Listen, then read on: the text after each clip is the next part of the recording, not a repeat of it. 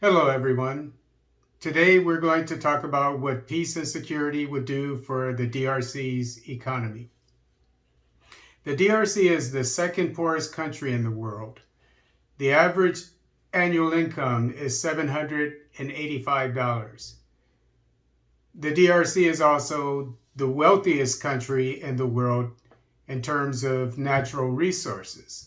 It has an estimated $24 trillion of untapped mineral deposits. For example, an estimated 64% of the world's coltan, 70% of the world's cobalt, and large reserves of high-grade lithium. The DRC is one of the least secure nations in the world. There are, I think, 5 different rebel groups operating in the DRC at the moment. The DRC is Africa's largest nation geographically, which means that it's just because of its geographic size, it's extremely important to the continent, let alone its natural resources. Security must be viewed by Africans as the prerequisite of economic prosperity. And this is a philosophy that came from General MacArthur's father, who was the Governor General of the Philippines at the turn of the previous century, which is where MacArthur grew up. That's why he was so familiar with the Far East during World War II. His father said that his father was a general. His father said that in order to bring economic prosperity to a nation, you have to first bring security to it. The growing demand for lithium batteries and electric vehicles means that minerals such as lithium and cobalt, which are in abundance in the DRC, will also grow in demand.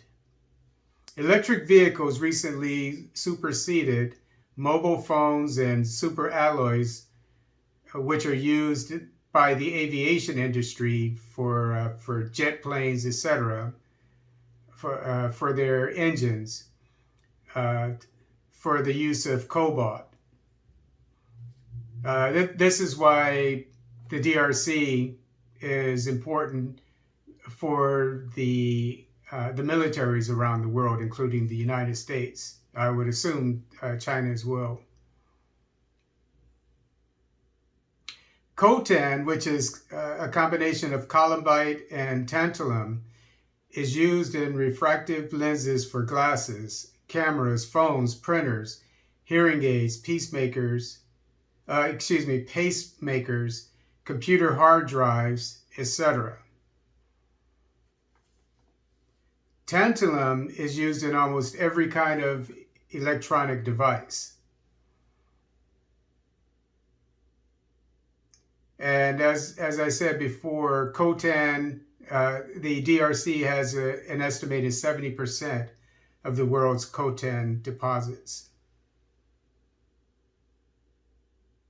Conflicts, including the Rwandan occupation of the eastern DRC, have decreased coltan production in the DRC.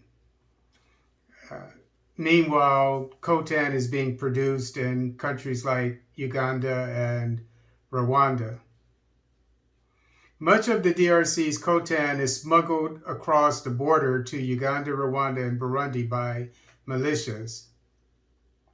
The DRC's natural resources will play a vital role in the fourth industrial revolution due to the abundance of tin, lithium, cobalt, coltan, tungsten, etc. The fourth industrial revolution will include high-capacity connectivity, robotics, 3D printing, big data which is getting information out very fast, artificial intelligence, renewable energy, which the DRC has a high potential for because of its abundance of water, lithium, cobalt, coltan, tungsten, etc. renewable energy and electric vehicles. The world produces 60,000 tons of columbite annually, and the DRC has an estimated 64% of the world's reserves, or 38,400 tons. Columbite sells for $42,280 per ton, so the DRC has the potential to earn over $2 billion from columbite annually. The DRC produces 100,000 tons of cobalt annually. Cobalt sells for $100,000 per ton, which is $10 billion annually. The production of cobalt in the DRC. The DRC has the potential to produce 1,100 tons of tantalum annually, which would yield $165 million annually. And all of the minerals that I'm mentioning, the mines for these can be done artisanally, that is, by the individuals and not by corporations. So there's a large potential for the average inhabitant of or miner of the DRC to make a lot of money. The DRC has $742 billion worth of proven lithium reserves, although it hasn't begun to mine for lithium.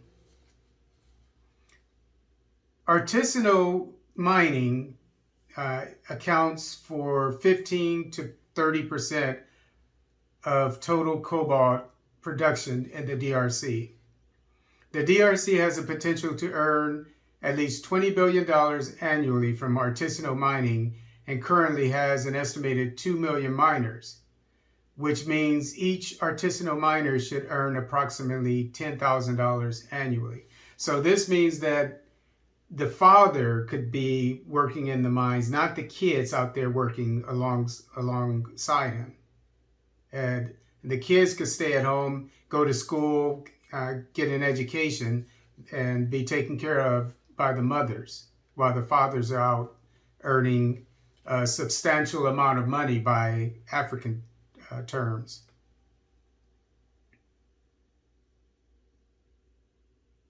The DRC has the most potential in Africa to produce hydroelectric power, 100,000 megawatts, which is 13% of the Earth's total potential because of the large Congo River. I think it's the second largest river in terms of volume after the Amazon. So, and also other parts of Africa, like Ethiopia, can produce a lot of hydroelectric power. But the reason why hydroelectric power is very important for the DRC is because with all of its mining potential, it needs the potential to manufacture the finished goods with factories, which can be fueled by renewable energy, such as hydroelectric power. So it's a win-win situation in the future if the DRC can control its natural resources. Mining challenges in the DRC: environmental damage, mining illnesses and injuries, child labor, and prostitution are linked to artisanal mining. A human rights group sued Apple, Google, Tesla, Alphabet, Microsoft, and Dell in 2019 for sourcing cobalt mined by children, some of whom died in tunnels or were maimed. So this should be front page news because most people in the world use some of these products. So the whole world should be put on notice that children, are dying so that people can drive their electric cars, and the children in the DRC, and nothing's being done about it. And also there's extreme poverty. It's the second poorest country in the world, but is fueling the technology of the world.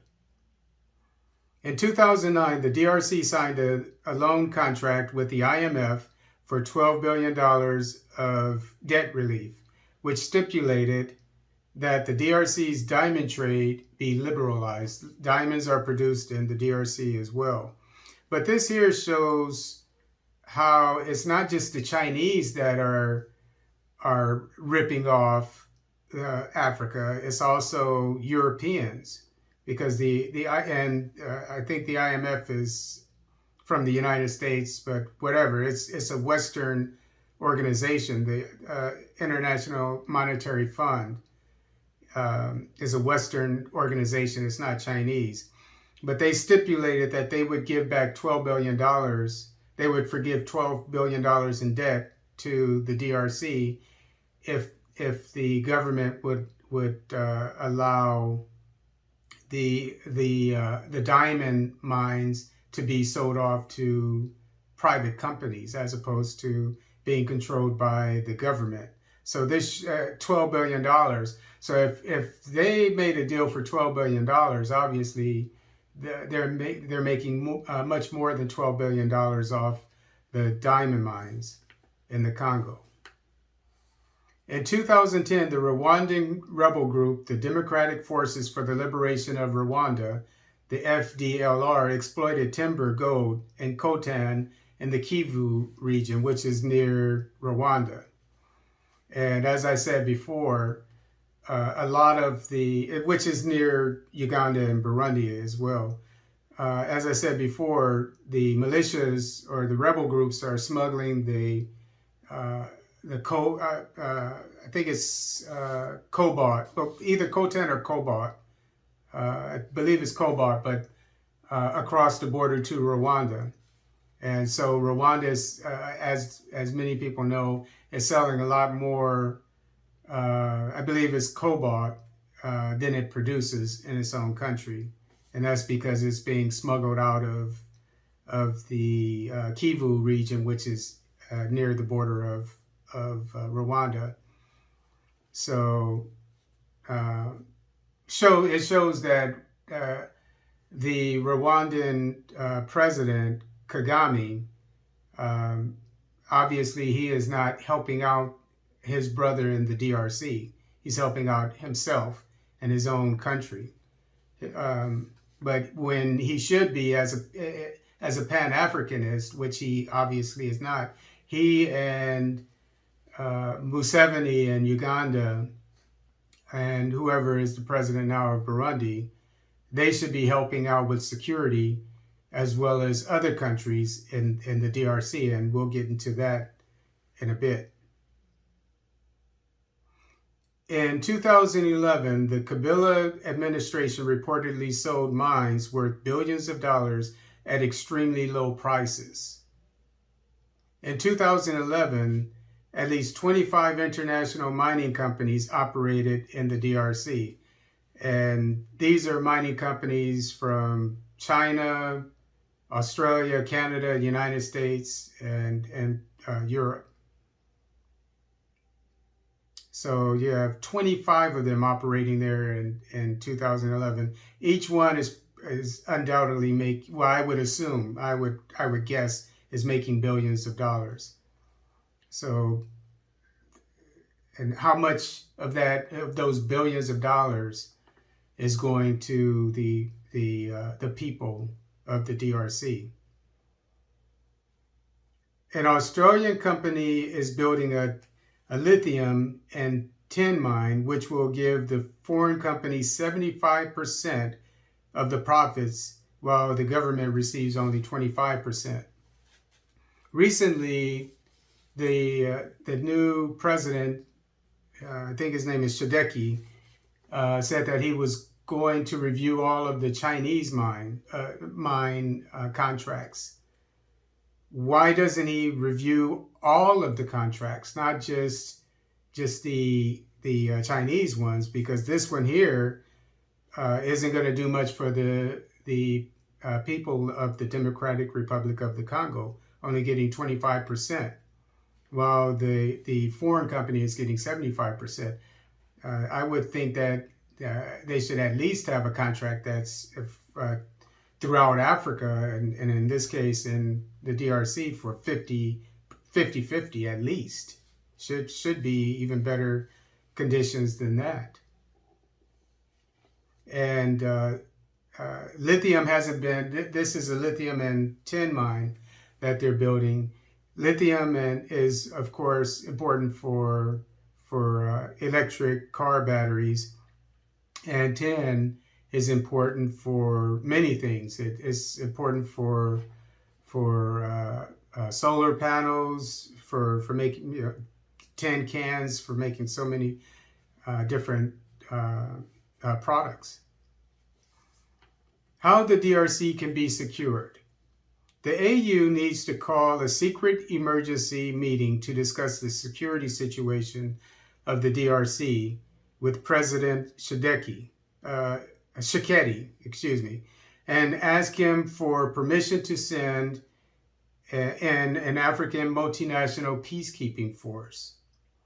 Once the security mission is approved by Tshisekedi, a multinational intelligence unit should be sent into the country to determine the key areas that need to be secured and the number of service members and other assets that are needed to ensure a successful mission. It should be a multinational task force because peace and security should be the concern of all sub-Saharan African nations, given their abundance of natural resources and relative lack of development. And in other words, the one thing that they can have going for them is security of their lands. Over 600,000 active duty service members from Nigeria, Ethiopia, South Africa, DRC, Kenya, Senegal could be deployed to the DRC. Rwanda is invited. So that's only 6 nations that has over 600,000 people that could be deployed there.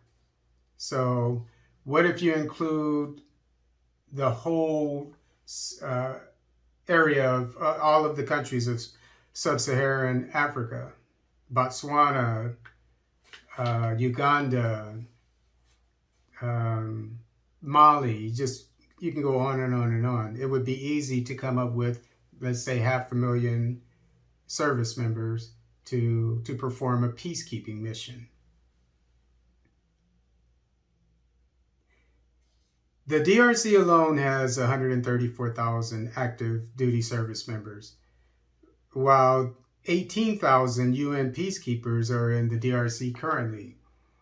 This here irks me because only 18,000 UN peacekeepers are in the DRC at the moment, while the DRC itself has 134,000 active duty service members. This is effeminate. What I mean, from the president down to the service members, you're having people from outside come and protect your nation, when you have many more people, active duty service members, that should be doing it. And if you know anything about the UN, compared with NATO, the UN doesn't do much when it comes to security anyway. When I had first joined the Army, we used to see on, this was in the early 90s, we used to see on national TV live the UN's, the service members, the peacekeepers had the powder blue helmets. In Bosnia, the Bosnian Serbs would come and take their weapons, take things away from them, humiliate them on international television live. So what is the UN doing in the DRC, which needs security ASAP? Well, especially when it has 134,000 active duty service members that should be able to protect their own land better than outsiders. And it wasn't until NATO sent in troops to Bosnia that security came about within months, because I was there. I was in Kosovo as well. It didn't take very long for it. It just took days, uh, uh, days or weeks to bring security to those two nations. The Bosnian War lasted 4 years, killed over 200,000 people, and took only 60,000 NATO troops to end. So we only had 60,000 NATO troops, probably at a given time, in all of Bosnia to bring security within months. Same thing with Kosovo. I was a part of the group that went there. We went there on the 4th of July. We were the first ones there. There was security as soon as we got there. So just think what 500,000 African peacekeepers could do in one of their native lands. And the difference between Bosnia and Kosovo and the DRC is that they had full-fledged wars in Kosovo and Bosnia, and peace and security was brought within days or weeks or months. The DRC only has limited war,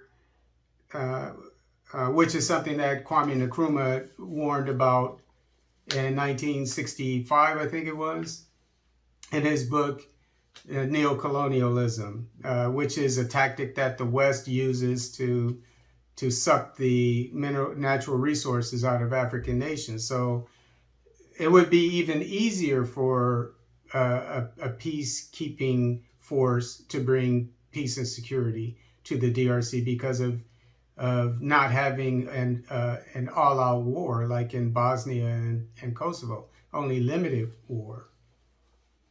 And I know from experience how easy it would be.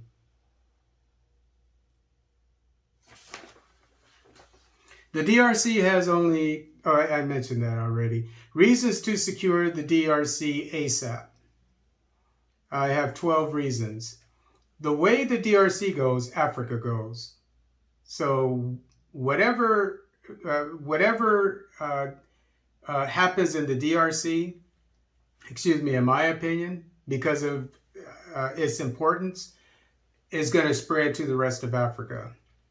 The DRC is Africa's biggest prize. It's the richest nation in all of Africa, and Africa, as everybody knows, is the richest continent on the world, which is the reason for the first scramble for Africa, beginning with the Berlin Conference. Excuse me.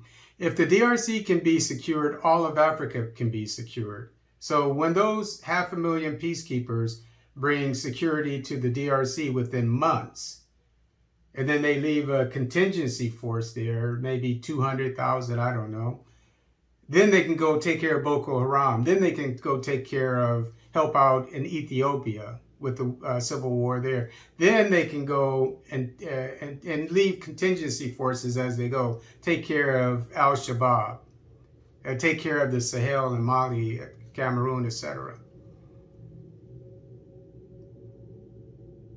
If the DRC is not secured in the next 5 to 10 years, it will be the center of the new scramble for Africa to supply the technology of the fourth industrial revolution because of its incomparable mineral wealth and lack of security. So it'll be a free-for-all in the next 5 to 10 years, as it is now. But with the fourth industrial revolution starting to kick off, and natural resources are the fear of them being taken up by other people, this means to me that in the next 5 to 10 years, there's going to be a new scramble for Africa. If there isn't one already, there actually is one already with the Chinese, the Indians, the Americans, the Australians, the Canadians, the Europeans, etc. The DRC is the heart of Africa. Other African countries should have access to the DRC by roads and railroads. One thing I learned when I was stationed in Panama, we got deployed to the border of Colombia, where the FARC was operating. FARC was it was a rebel group, and they also had, of course, at that time in the 90s, mid 90s, they more so than now with the Mexicans. At that time, the Colombians were in charge of the cocaine trade. And so they were operating there. We even saw some of them, I don't know if they were selling cocaine or anything, but they would, people would walk through our area where we were working, building a school and a restroom in the jungle. And they would say, "You don't belong here." They would walk by. But the Panamanian police can't even go there because it's too dangerous. They'll get killed. And there are no roads, or there is no road between Panama and Colombia. And the reason why I believe that's so, there still isn't one. And this was back in the 90s that I noticed it. The reason why is because I think, well, I can't say why, exactly why, but it facilitates the illegal drug trade. Because if, say, there was a highway, and there should be, leading from Panama, the jungle, it's dense jungle, by the way, leading from Panama to Colombia. They claim that they don't want to harm the environment. When was the last time that Latin Americans didn't want to harm their environment? But anyway, say you had a large highway leading there, people from Colombia coming over to Panama, Panamanians going over, and obviously there would be border towns, etc., and the people would there would be a lot of interchange. It would be harder for the guerrillas and the especially the drug cartels to operate in that area. So in my opinion, when you have an area that doesn't have roads going through it, and especially if it's dense jungle, that's a telltale sign that there's illegal activity going on there, and they want to keep it that way. So in the case of Colombia, billions, if not trillions of dollars can be made every year from the drug trade. In the case of the DRC, billions and billions of dollars can be sucked out of the country illegally.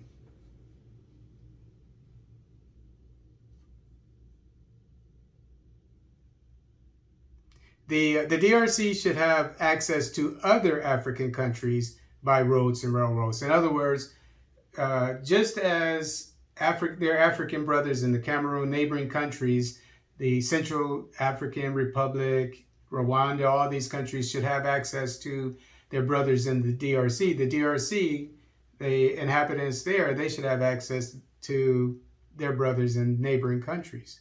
Why not? Whoever controls the roads and railroads of the DRC will control most of the transportation of goods on the African continent in the years to come, because of the sheer size of the DRC and its central location. So it'll be a hub for transporting goods. And just like with a person, if the heart dies, the rest of the body dies. So if the DRC, the heart of Africa, dies, that will spread to the rest of Africa, I believe. The benefits of the riches of the DRC will spread to the rest of Africa. This is number 6. So when the DRC is secured, you'll have, as I said, with the example I gave of Panama and at the border of Colombia, you'll have border towns, a lot of trade, interchange, etc. And so that prosperity in the DRC will spread to neighboring countries. Number 7, the DRC hasn't had peace and security since its independence. It's been at war basically since its independence, when Lumumba was killed in 1960. He didn't even last as, I think it was prime minister, more than a few months, because his speech that he wasn't, for his inauguration, which he wasn't invited to, he said that the people, the Europeans that were there, they could stay, but the riches of the Democratic Republic of the Congo would be for the people. So immediately he was a target of the CIA, etc. But since the independence of the DRC in 1960, there hasn't been peace, in the country. There have been civil wars, insurgencies, since then. So our brothers need a break. If Africa is the world's laughingstock, the DRC is the punchline. When I was in a restaurant, a fast food restaurant, taking a break one day, I was working as a teacher, and I was new in the area that I was in, which had, I'm here in Sacramento. We have a large Hmong, Hmong population, which is from Thailand, Cambodia, Vietnam. Originally, they're I think from China, and so I was trying to learn about their culture in order to reach some of the kids, to better understand some of the kids, because a lot of the kids, the students at the high school I taught at were Hmong. And so these 2 Asian men came in, and I said, what are you? Maybe I said, are you Hmong? But anyway, I asked them what their ethnicity was. And then one of the gentlemen, they were older. They were in their 50s, late 50s, like me, maybe a little older than I am. And they said, and then one of them looked at me and laughed. And then he said, they said they were Chinese. And then he laughed at me and looked at me and pointed at me. He said, Africa. So people are laughing at Africa.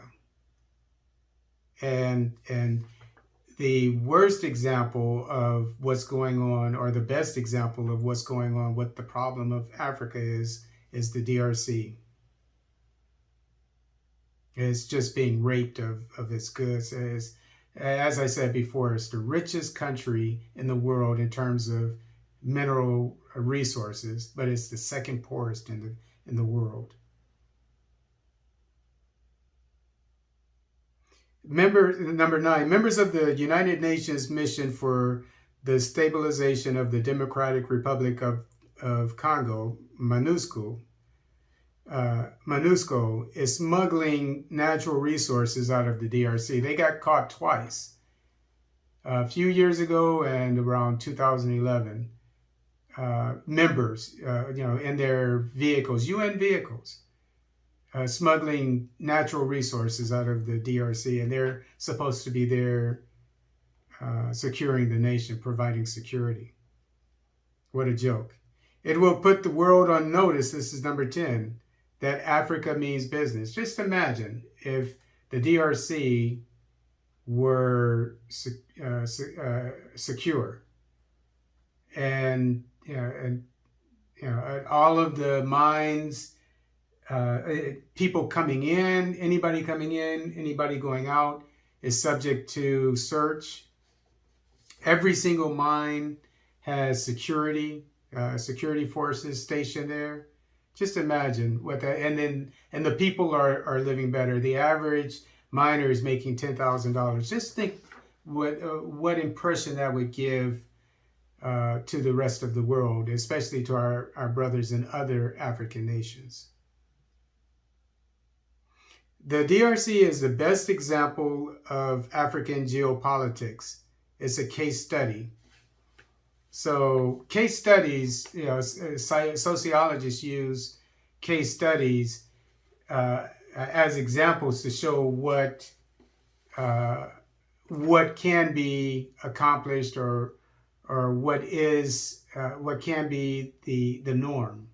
So again, if we bring peace and security to the DRC, then the rest of Africa the other African nations will gain confidence and know, their heads of state will know that, okay, I can do the same thing.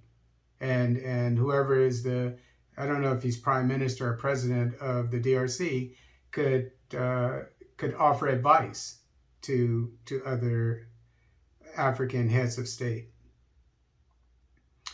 And lastly, number 12, the DRC needs a military solution as much as a political one.